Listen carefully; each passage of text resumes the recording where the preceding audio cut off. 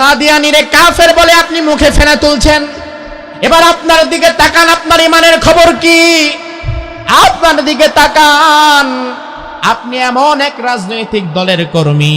আমার ভাই লক্ষ্য করেন, যার তার কথা শুনে আগে আন্দাজে ঠিক বলা যাবে না, আগে বোঝা লাগবে সে বলল কি, কতটুকু নেওয়া যাবে আর কতটুকু নেওয়া যাবে না সেটা বোঝার মতো জ্ঞান থাকা লাগবে, অন্যথায় আন্দাজে ঠিক বলবেন না। আপনার নেতা বলল, ওই মুহূর্তে হয়েছে সমস্যা।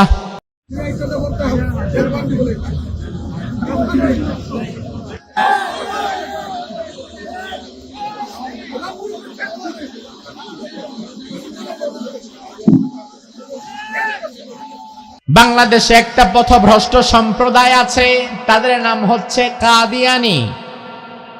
নাম শুনছেন? ঢাকার বকশীবাজারে তাদের মসজিদ আছে, আমি নিজে দেখেছি কয়েকবার। আহমদিয়া মুসলিম জামাত তারা নিজেদের দাবি করে, তাদের কালিমা আমাদের কালিমা কিন্তু এক, তাদের নামাজ আমাদের নামাজ এক, তাদের আজান আমাদের আজান এক, আমাদের সব আমল তাদের আমল এক, ভিন্নতা নাই। তবু আহলে সুন্নাত ওয়াল জামাতের আকীদা হচ্ছে কাদিয়ানীরা কাফের, তারা ঈমানদার না।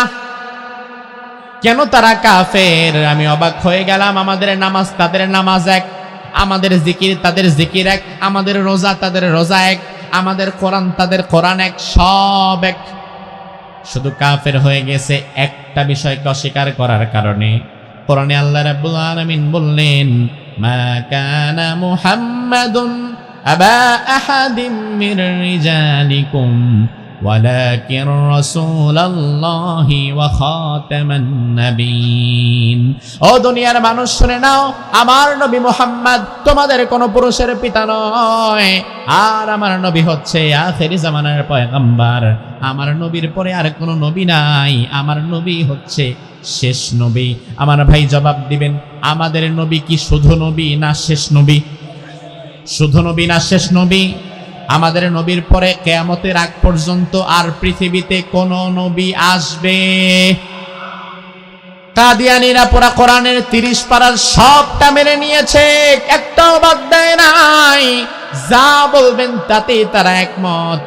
তবে তাদের কথা হচ্ছে, আল্লাহ যে বলেছেন শেষ নবী, তারা বিশ্ব নবীকে সর্বশ্রেষ্ঠ নবী মানে, নবী হিসাবেও মানে, অস্বীকার করে না।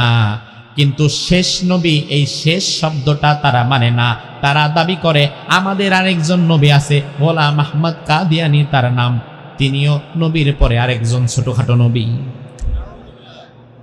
আমার ভাই লক্ষ্য করেন, কাদিয়ানী কিন্তু 30 পারা কোরআন সবটা অস্বীকার করে নাই, একটা পারা অস্বীকার করে নাই, একটা আয়াত অস্বীকার করে নাই। অস্বীকার করছে শুধুমাত্র একটা শব্দ, শেষ। এই শব্দটাকে অস্বীকার করে। একটা শব্দ অস্বীকার করার কারণে আমাদের সবার একটাই কথা, কাদিয়ানী যারা তারা ঈমানদার না, তারা বেঈমান। তারা কি? জোরে কোন? তার কারণ কোরআনে কারীমের অস্বীকার করছে একটা মাত্র শব্দ, আয়াত না, একটা মাত্র শব্দ। এবার আমার ভাই আপনি বোঝা নিচ্ছেন, কাদিয়ানীরে কাফের বলে আপনি মুখে ফেনা তুলছেন। এবার আপনার দিকে তাকান, আপনার ইমানের খবর কি? আপনার দিকে তাকান, আপনি এমন এক রাজনৈতিক দলের কর্মী। আগামীকাল রংপুর মহানগরের বিশাল সমাবেশ হবে, আপনার রাজনৈতিক দলের সব বড় বড় নেতারা ঢাকা থেকে আসছে। আপনি কর্মী হিসাবে আপনিও সেখানে গেছেন। আপনার নেতা বিশাল বড় জনসমাবেশের মধ্যে দাঁড়ায় বক্তব্য দিচ্ছে, রংপুরে আমাদেরকে সুসংগঠিত হয়ে কাজ করতে হবে, জনগণের পাশে আমাদেরকে থাকতে হবে, জনগণ যদি আমাদেরকে ভোট দেয় তাহলে আমরা সরকার গঠন করব, তার কারণ জনগণ সকল ক্ষমতার উৎস। নেতার কথা শুনে আপনি বললেন ঠিক ঠিক ঠিক, সেই বক্তব্য হয়েছে। আমার ভাই লক্ষ্য করেন, যার তার কথা শুনে আগে আন্দাজে ঠিক বলা যাবে না, আগে বোঝা লাগবে সে বলল কি, কতটুকু নেওয়া যাবে আর কতটুকু নেওয়া যাবে না সেটা বোঝার মতো জ্ঞান থাকা লাগবে, অন্যথায় আন্দাজে ঠিক বলবেন না। আপনার নেতা বলল জনগণ আমাদের সাথে থাকবে, কোনো সমস্যা নাই। আপনার নেতা বলল জনগণের জন্য কাজ করতে হবে, তাতেও কোনো আপত্তি নাই, তাতেও কোনো সমস্যা নাই। কিন্তু আপনার নেতা যখন বলল জনগণ সকল ক্ষমতার উৎস, ওই মুহূর্তে হয়েছে সমস্যা। তার কারণ কোরআনে তো আল্লাহ ভিন্ন কথা বলে। আল্লাহ রাব্বুল আলামিনকে যদি আপনি বলেন আল্লাহ সকল ক্ষমতার মালিক কে, উৎস কে, কোরআনের মধ্যে আল্লাহ কি বললেন দেখেন, রব্বুল আলামিন কোরআনের মধ্যে বলেন তাবারাকাল্লাযী বিয়াদিহিল মুলকু ওয়া হুয়া আলা কুল্লি শাইইন কাদির। ও ইমানদার শুনে নাও, সকল ক্ষমতার মালিক আমি আল্লাহ, বরকতময় সেই সত্তা, বিয়াদিহিল মুলক, যার হাতে সব ক্ষমতা। তাইলে সব ক্ষমতা কি জনগণের হাতে না আল্লাহর হাতে?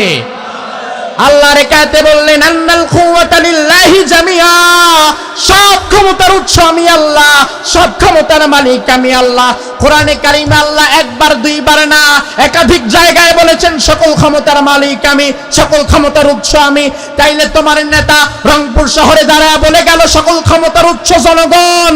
ও ইমানদার ভালো করে বুঝে নাও, কাদিয়ানি যদি একটা শব্দকে অস্বীকার করার কারণে কাফের হয়ে যায়, তাইলে তোমার নেতা কোরআনে কারিমের কয়েকটা আয়াত অস্বীকার করেছে, তোমার নেতা তো আরো বড় কাফের। তুমি তো সেই নেতার কথার সাথে তাল মিলাইলা, ওই তাল মিলানোর পরে তোমার ইমানটাও তো শেষ। নিজের ইমানের যত্ন নেন, এই রাজনীতি আপনার কবরে বাঁচাবে না। দুনিয়ার এই ক্ষমতা আজ আছে কাল নাই।